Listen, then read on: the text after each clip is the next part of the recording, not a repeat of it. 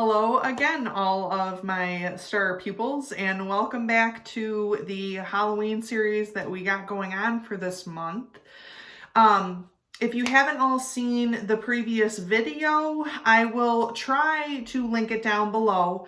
The last video that we did was the history of witches, and we did a Mod Podge project that I have completed. Hopefully you guys got a chance to see the video previously of the completed project that I did for the Hocus Pocus theme that we did, and also for the Mod Podge project. So if you haven't seen those videos, definitely check those out.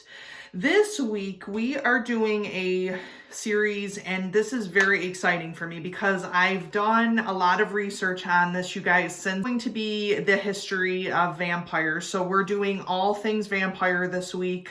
Tune in and check out my second part of this video. That's going to get very interesting too. So we'll start with the video right now. So basically the reason why I chose this was because we're kind of going in line with the theme this month. This kind of has turned into more videos about, the mythical creatures of Halloween and, witches. That was something that we did previously. So vampires are very much an accessible thing for Halloween. Everybody knows about it. People dress up as them. We all know that that's part of Halloween and the Halloween process. So where does this word originate from? Why do people find that this is so popular during Halloween or in popular culture? So we're going to be answering some of those questions currently today about what basically is a vampire, why or where do they come from, what is the whole situation. So when I was looking up some information about this, what's interesting to me is that this type of phenomenon or type of belief in vampires didn't happen until very many centuries ago, but more so in the 18th century, the 19th century. The reason being is that back in the day, before all of the commercialism, before all this stuff started happening, a lot of people in Western cultures, Eastern cultures, all of this, they were living very much farther apart. They were not so much in cities at the time period. Most people lived on farmlands. The other thing is that most people back then were actually buried in family plots or family cemeteries, so you knew kind of where everybody was located, that type of thing. When the bustling cities in the industrial age started, people started moving closer together. So cemeteries and plots and mausoleums all had to be constructed because the populace started to become more prevalent in those centuries. So what does this have to do with, the modern day vampire? What does this have to do with any of it? Well, basically, what was happening is back then, the plots were basically laid out for people. And what people were so fearful of is that because things were not heavily regulated like they are today in modern times, people were basically having these funerals, people were getting sick, they were passing away, things of that nature. The bodies were not as well preserved as they are today, and there were not so many regulations. So what started happening is that you would have the particular case where somebody might be buried mistakenly. They may, have passed away from, being buried alive. There were a lot of things stating that people who were sick were oftentimes just declared dead, just to move on past that and just to get them out because there wasn't a lot of room for people in hospitals, sick houses, things like that. So when this started to happen and when this was released into the newspapers back then, or when this kind of thing happened, people unfortunately took that and ran with it. So meaning that, much like we talked about with the hysteria of witches and the Salem witch trials and things of that nature, this is particular too for vampire and vampiric culture, that basically people who had these unfortunate things happen to them in a reality, they took it and ran with it in a way that they kind of needed to make sense of that. They needed to make sense also too why certain people, we have to understand that a lot of these things that were happening in this time period also too, you had the issue of grave robbing. So there was a lot of that going on, trying to steal people's valuables to actually make some sort of money. And when people were actually opening up these coffins, they were seeing that people were not completely decomposing, because it could have been months or even a week after the funeral, that type of thing. So that was going on and very rampant during the century. So a lot of times people would just take this idea and then they would go with it. So what is a vampire, basically? Now that I've given you a little bit of the backstory about how this is happening, a vampire basically is from folklore. So let's just get that out there. It's from folklore from many, many years ago.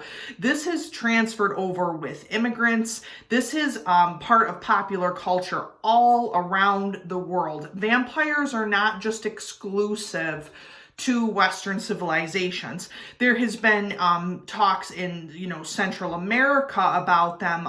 Southeast Asia has their own situation, Egypt, all of those areas. So from folklore, what a vampire basically is it is considered the undead. It's considered an immortal in some cases, and basically someone who lives and survives without a soul. This is from the basic folklore, and they live by feeding off of the life source, or what we call as being blood of the living.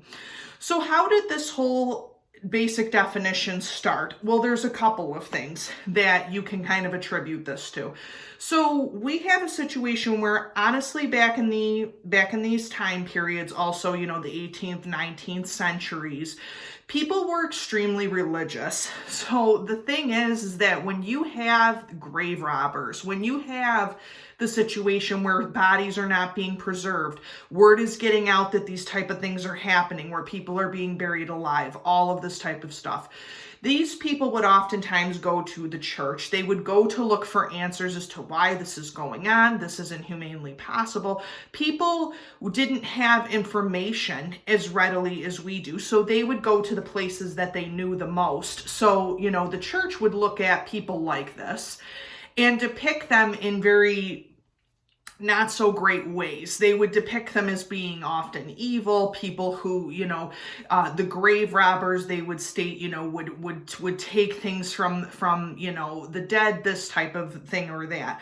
So this is kind of how the vampire is derived, and this is kind of how it becomes into popular culture, because people are trying to make sense of what is going on.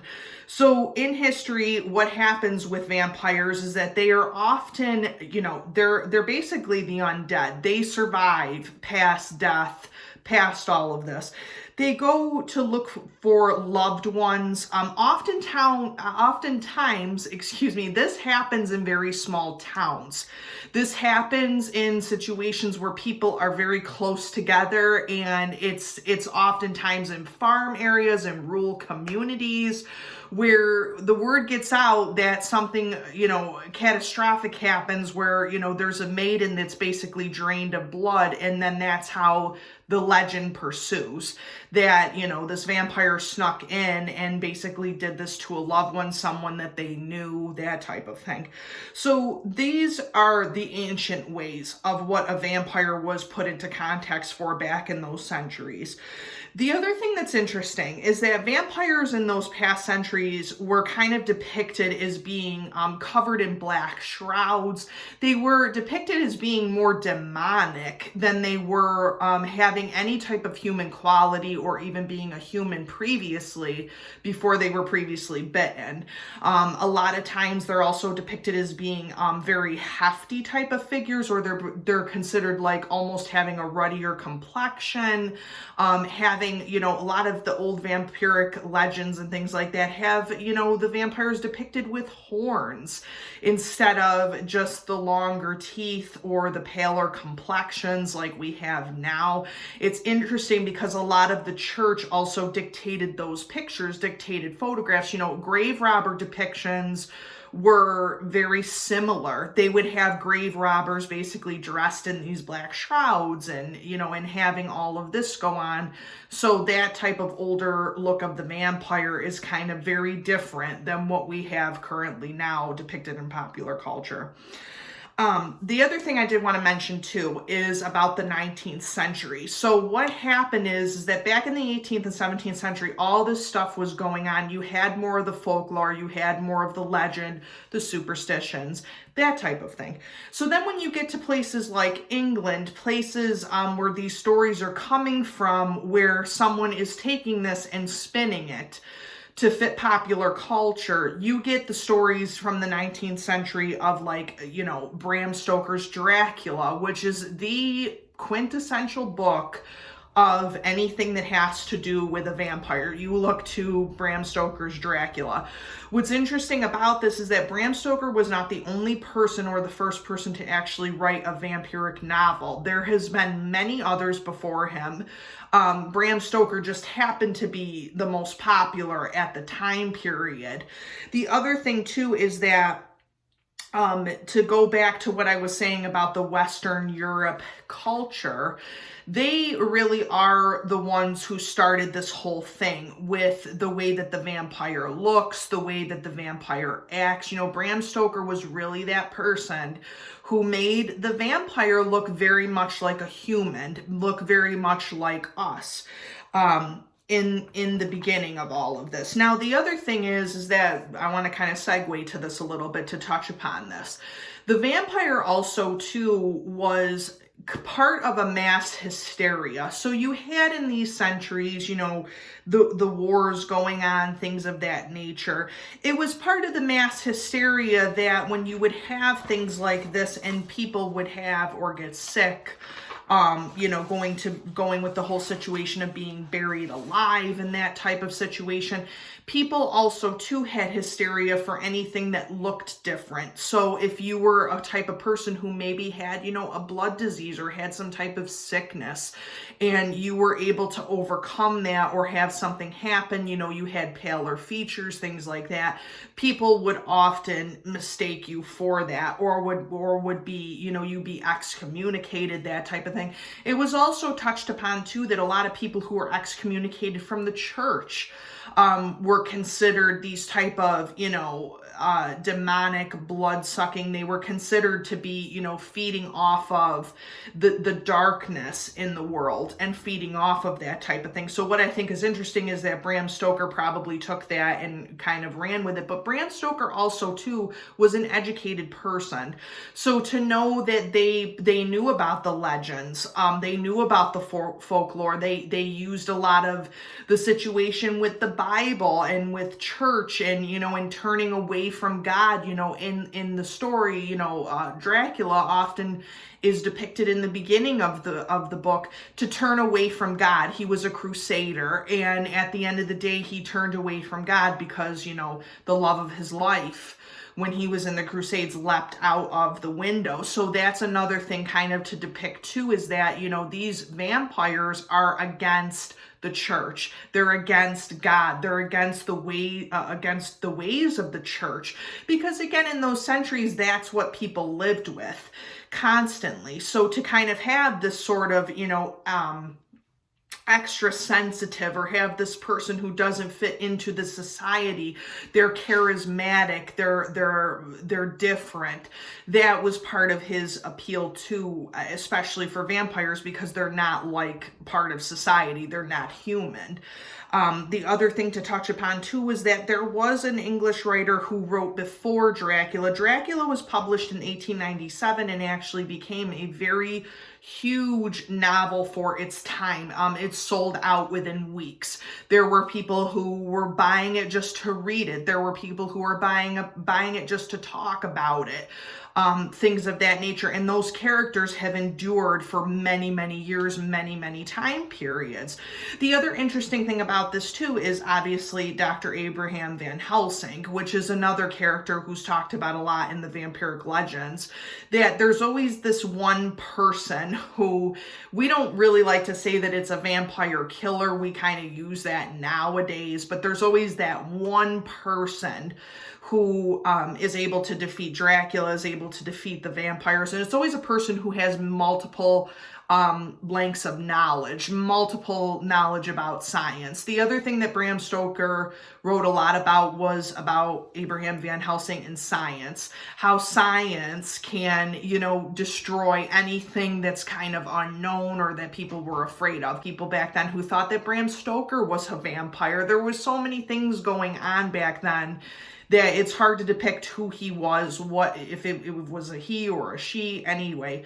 The church, thought about excommunicating him because, he talks about Abraham Van Helsing as being a scientist, as being a doctor, as being someone who defeats Dracula with Jonathan Harker at the end. And to me, it's very interesting because now we look towards a lot of modern medicine to kind of heal a lot of things, even with blood diseases and things like that. And Abraham Van Helsing was a person who was studying that, which I think is interesting. The book that was written before then about the vampire legends was just called The Vampire, which that explained more so about the grave robbing, more so about, the vampiric legend where you don't die. You basically lay in the coffin and look the same as you did before. So those type of things were in that novel. The thing about that was that was actually written by John Polidori is his name. It wasn't as massively popular because he didn't have the proper printing, the printing press, that type of thing. That wasn't a very big thing back then in 1819 versus in the future.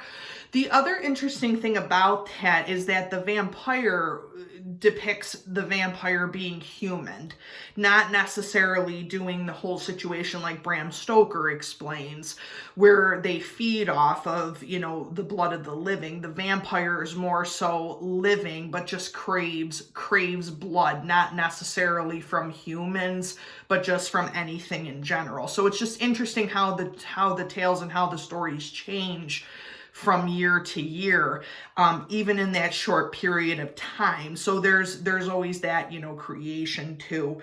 A lot of times too, vampires back then were depicted as being more sophisticated, more modern. They were less animalistic, whereas nowadays in popular culture, they're depicted as being more animalistic. You still have a lot of the same parts like a Bram Stoker and everything of that nature, but they're depicted more animalistic. They're depicted as more of a crossbreed between something and something else. Again, just to keep kind of the legends alive, and with all of the technology and things that we have nowadays, you got to understand that back then, these legends were told to scare people. They were told to invoke fear in people for not doing these type of things, for, being a part of the church. So because of that, people had a lot of fear of, the nighttime. They had the fear of going out at night. They had the fear of not attending church, things like that. Whereas in modern times, it's hard to scare people. Let's just be honest. So they need to kind of evolve that vampire into being something else.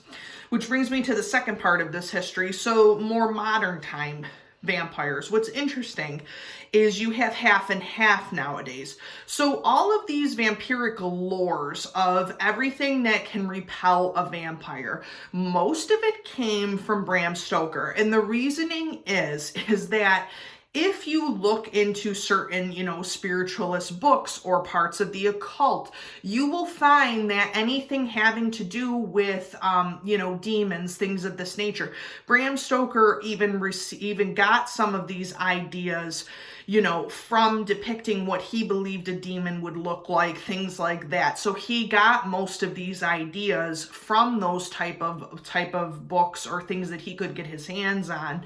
What's interesting is that there's a lot of depictions now in modern times where those type of things that repel a vampire, sometimes they don't always work.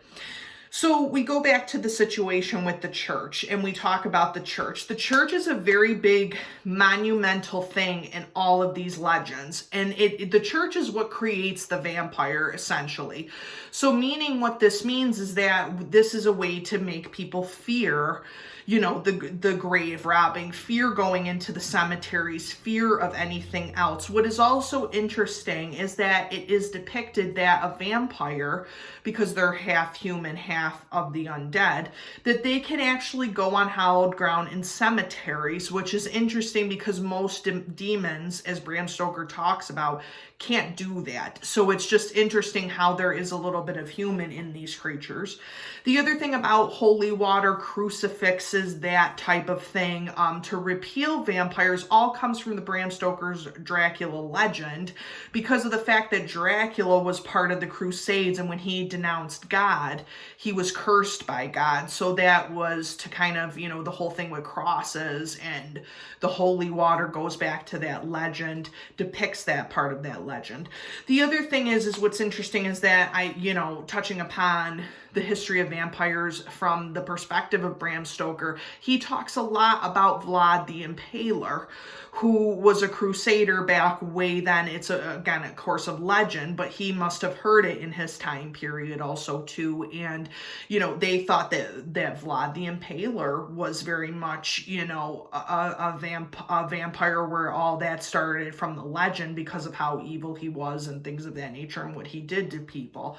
So it's just interesting to kind of see that, Bram Stoker takes all these things, puts it into his story, and how that kind of stuff endures for years and years and years going forward. I mean, which one of us hasn't seen a vampire movie where they use crucifixes, stakes through the heart, and what's interesting is that in Bram Stoker, he talks about, Abraham Van Helsing crashing the crucifix and taking it and actually stabbing Dracula through the heart with it.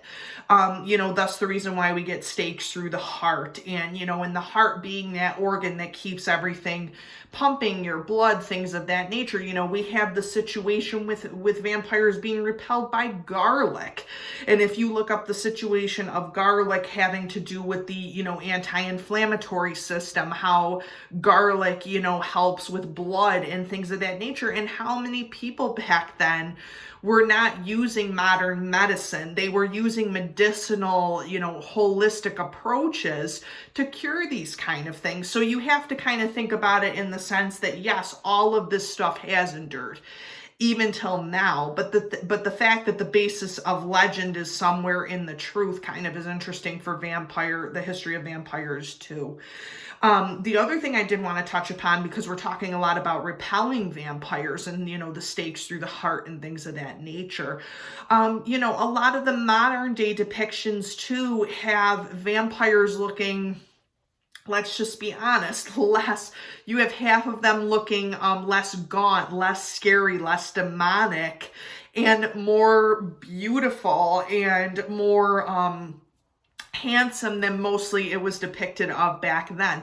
But then you also have the transformation, which is a very big part of the history of vampires too. It's that transformation from being human to a vampire, or it's a transformation of how the vampire looks in these legends versus how they appear when they're, fighting against humans or they're fighting against everyone else. The ability to fly, even the vampiric legend of them being able to take shape into different animals. Shape-shifting into wolves and bats and the wings and things of that nature, even using the term bat. The vampiric bats, like things of that nature. So a lot of the times with these creatures, you're getting something that's kind of in truth. You're getting something that's already out there. And what's interesting is about the transformations is that the transformations for vampires has changed significantly throughout the years. I mean, you had in Bram Stoker's Dracula, him explaining that Dracula would become, his face would be morphed and disheveled, the wings would expand from his back, things of that nature, and he would no longer take on a human appearance. And, you know, again, you have to understand, people are reading this. This is not the time of movies or anything like that, so they're not seeing it, they're visualizing it in their minds. Whereas now we have, you know, vampires looking like complete and total monsters. They're looking like animalistic. The fangs are becoming larger. Things are becoming larger or morphed in their bodies. You know, and that's depicted of very many different things, all the way from the 1980s until now in popular culture. Then you have, you know, the split where vampires look very human and beautiful and enticing, and there's something about that that makes you want to be a part of them or makes you want to be around them. The other thing that is very interesting about the vampiric legends, including Bram Stoker's Dracula, is the very fact of the situation with women and men in these books, in these texts and things that they talk about. So the reason why I wanted to touch upon this is because, let's just be honest, back then in the 18th and the 19th centuries, most of the people who were reading these type of books, and I think that Bram Stoker is really a genius when he does this, because he writes the book in such a way that it's interesting because of the woman and the man dualities. And what's funny is that a lot of times, most times with readers back then, it would mostly be women, which is funny to say that. And I think that a lot of these novelists appealed to women because there were women who were buying their works. There were women who, you know, were reading things, were reading these novels, were reading these, you know, fictional novels. I mean, that's just the truth. So when that actually ended up happening, you have people like Amina Harker, who in these stories are so enthralled with the vampire, with this type of legend, that they succumb to that, which is part of the reason of the church, because the church used to believe that women would succumb to a lot of these evils. That, you know, in the church back then, even with the vampire, you know, you see that classic scene of the vampire looking, you know, and again, I can like link this up here, I'm sure I can find it, where the vampire is peering in. And you see the woman sitting there in the bed, and she's, you know, sleeping and things of that nature. And the church a lot of times wanted to depict this as, you know, protect yourself, you know, be virtuous, you know, especially with a bedroom scene and things of that nature back then, you guys. It's not the way it used to be. So when you see this vampire coming in and things of that nature, it strikes fear into you, and it would strike fear into women of that time period. And the fact that women are depicted in these novels as becoming or falling in love with the vampire, and the very fact that the vampire is mostly male. It's interesting that Bram Stoker plays upon the dualities when Lucy becomes changed into a vampire, and with the vampire brides and things of that nature. So it's just interesting to see that this type of dynamic play out, that, you know, vampires can be anybody, can be male or female, but the fact that it's playing out that, you know, it's almost a common thread in all of these stories and all of the vampire legends, that a woman always falls in love with the vampire. And then you obviously have the vampire hunters who, you know, are trying to destroy the vampire in the story. So that's kind of interesting that that was mostly depicted back then. What's interesting even now is you do have that currently now in modern times, but it's interesting because you also have vampire hunters who are female. You know, we talk about the movie Underworld. We talk about, you know, Celine, who is a vampire, who is a death dealer, who is a hunter. You have situations like Buffy the Vampire Slayer, who, you know, she also too is a vampire hunter. So things have definitely changed, is what I'm meaning with the vampire lore and with the history of vampires. Things have definitely changed. You know, you have Anne Rice writing about, you know, vampires like Lestat and Louis and all of that, and how a child can be changed. So things do change, but it's just interesting with the most history of the vampires even back then, that it was mostly geared towards women. You know, you see all of these depictions of, you know, women, either in beds, in somewhere. There was a depiction of a woman kissing a man who was a vampire. So that very fact that the vampiric lore is geared towards women is very interesting, and that has to go based on the history with the church and things of that nature. So I did want to touch upon that as well. But for the most part, you do get the hunters, you know, you do get the vampire hunters also with the vampires too. So that's part of the lore. And I think that has to do with a lot of the fact that back in the centuries, they didn't have police. They didn't have people to do the things that we do now. So the very fact that you have the vampire hunter, and Bram Stoker talks about Professor Van Helsing, and just all of this kind of makes you appreciate of what we do have now, but then also too of what they didn't have back then for these type of legends to just kind of start and run wild, sort of. The other thing that's interesting too that I did look up, and this is a very truthful thing, is that we believe that vampires don't exist. We believe them to be fiction. However, there are a lot of groups even nowadays that do practice vampiric legends. They become vampires. They believe that they're vampires. This is a common thread, that there are groups in America, in Western civilizations, who do believe that. There are still superstitions that believe that vampires are a type of energy. You know, we talk about vampiric energy, and we talk about the draining of energy. We call them energy vampires. So that's a very big thing in modern times too, where it's just a person who's sucking that positive energy out of you. So it's just interesting how much stuff has changed. The fact that there are these groups that do believe this type of thing or have this type of lifestyle is also interesting as well.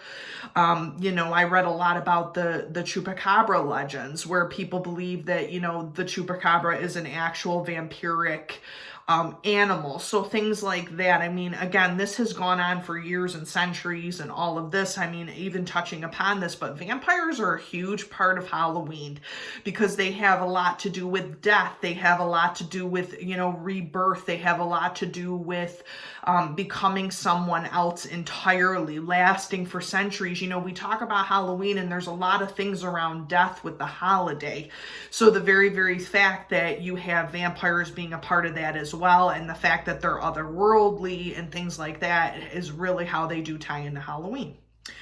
So with that being said, that is pretty much concluding the history of the vampires. And again, you can look at a lot of things are online.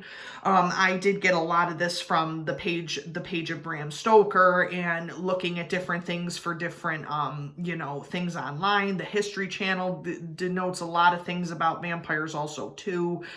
There are YouTube videos, things of that nature.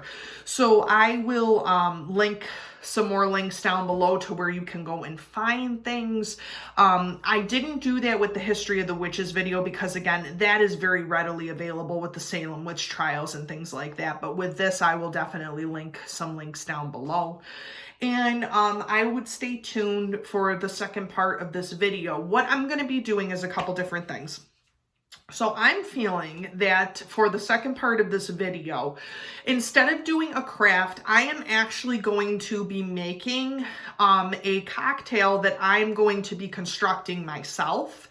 And I'm also going to be doing an appetizer that I'm going to be constructing myself, because I feel like at this point, it's time for a drink. It's in the middle of October, and I kind of do want to make a mocktail for kids too, and kind of do a cocktail at the same time. And what better way to do this than with the history of vampires? I mean, it's pretty simple to do something. I'm just wanting to kind of get something new out there that maybe my star pupils haven't seen or don't really know anything about. So I'm in the process of constructing that now. And again, I hope that you guys can join us for the second part of the video and continue to watch for our Halloween series. Next week, I'm going to be doing some work with the history of werewolves, and the history of lycanthropes. So be checking that out soon. But again, I hope to see you all for the second part of the video. Bye.